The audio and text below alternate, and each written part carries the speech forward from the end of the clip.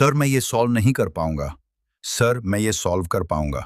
दोस्तों, दुनिया का सबसे बड़ा फासला अमीर गरीब का नहीं, भूख और सपनों का होता है। आज की कहानी एक ऐसे लड़के की है जिसके पास स्कूल का बैग नहीं था, जूते नहीं थे, दो वक्त की रोटी भी मुश्किल से मिलती थी। फिर भी उसने भारत के सबसे बड़े गणित प्रोफेसर को घुटने टेकने पर मजबूर कर दिया। जो सवाल टीचर को सॉल्व करने में 15 साल लगे, उसी सवाल को कचरा बिनने वाला विवान सिर्फ 1 मिनट में सॉल्व कर गया। सुबह की धूप अभी ठीक से निकली भी नहीं थी कि शहर के सबसे फेमस और महंगे ज्ञानदीप इंटरनेशनल स्कूल के गेट पर हलचल शुरू हो गई। ये स्कूल रईसों के बच्चों के लिए था, जहां टैलेंट से ज्यादा पैसों के दम पर एडमिशन मिलता था। बड़ी बड़ी गाड़ियां रुक रही थीं और उनमें से बच्चे उतर रहे थे। उनके कपड़े चमक रहे थे, जूतों पर धूल का एक कण भी नहीं था। लेकिन इसी चमक दमक से दूर स्कूल की दीवार के बाहर कूड़े के ढेर के पास एक 12 साल का लड़का खड़ा था। उसका नाम था विवान। उसके कपड़े गंदे थे, शर्ट के बटन टूटे हुए थे और पैरों में अलग अलग रंग की चप्पलें थीं, जो शायद उसे कचरे में मिली थीं। कंधे पर प्लास्टिक का बड़ा सा बोरा लटका था, लेकिन अगर कोई उसकी आंखों में देखता तो वहां भूख नहीं, एक अजीब सी चमक दिखाई देती। विवान कचरा बिनता था, लेकिन उसका ध्यान प्लास्टिक की बोतलों पर कम और स्कूल के अंदर से आने वाली आवाजों पर ज्यादा रहता था। उसे कूड़े के डिब्बों में ज्यामिति के शेप्स दिखते थे, गाड़ियों के नंबर प्लेट में मैथ्स के पैटर्न नजर आते थे। वो कभी स्कूल नहीं गया था, लेकिन ऊपर वाले ने उसे ऐसा दिमाग दिया था जो कैलकुलेटर से भी तेज चलता था। आज स्कूल में माहौल अलग था। 12वीं क्लास में सन्नाटा था। क्लास में आए प्रोफेसर देवांश मेहता, शहर के सबसे सख्त मैथ्स टीचर।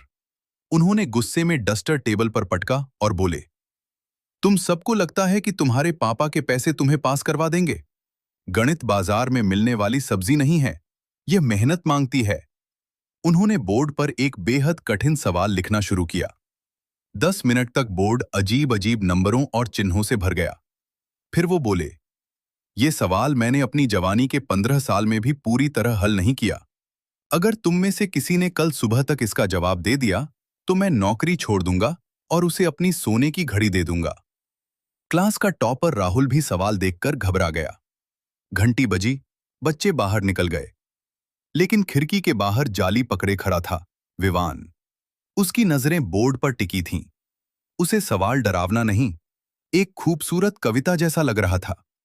रात के 2 बजे, भूख से पेट मरोड़ रहा था। घर में खाने को कुछ नहीं था। पिता नशे में सो रहे थे, मां बीमार पड़ी थी।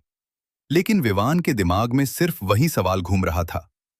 वो चुपके से झुग्गी से निकला और स्कूल पहुंच गया। पिछले टूटे गेट से अंदर घुसा, अंधेरे क्लासरूम में पहुंचा। स्ट्रीट लाइट की हल्की रोशनी बोर्ड पर पड़ रही थी। सवाल वही था। उसने चौंक उठाई और लिखना शुरू किया। पहले धीरे धीरे, फिर तेजी से। वो भूल गया कि वो भूखा है, भूल गया कि वो कचरा बिनने वाला है। इस वक्त वो सिर्फ एक गणितज्ञ था। 3 घंटे बाद पूरा बोर्ड भर चुका था। आखिर में उसने एक बॉक्स बनाया और उसमें जवाब लिखा, 0। वो मुस्कुराया और चुपचाप चला गया। अगली सुबह प्रोफेसर देवांश क्लास में आए। बोर्ड देखा और उनका हाथ कांपने लगा। ये परफेक्ट है, ये कैसे? सीसीटीवी देखा गया। रात 3:30 बजे एक फटेहां लड़का खिड़की से अंदर आता है और बोर्ड भर देता है।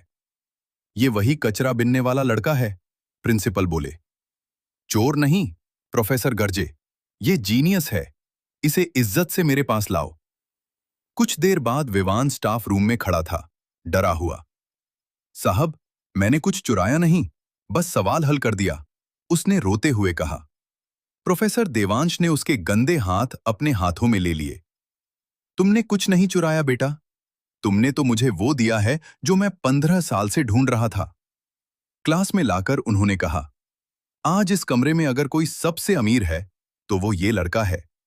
उन्होंने चौक विवान को दी। विवान ने बोर्ड पर समझाना शुरू किया। पूरी क्लास शांत थी। सबकी आंखों में अब घृणा नहीं, सम्मान था। प्रोफेसर ने अपनी सोने की घड़ी उतारी और विवान की कलाई पर बांध दी। आज से तुम कूड़ा नहीं, कलम उठाओगे। तुम्हारी पढ़ाई, खाना, रहना सब मेरी जिम्मेदारी। विवान रो पड़ा। साहब, मुझे बस पढ़ने देना। प्रोफेसर ने उसे गले लगा लिया। उस दिन उस महंगे स्कूल में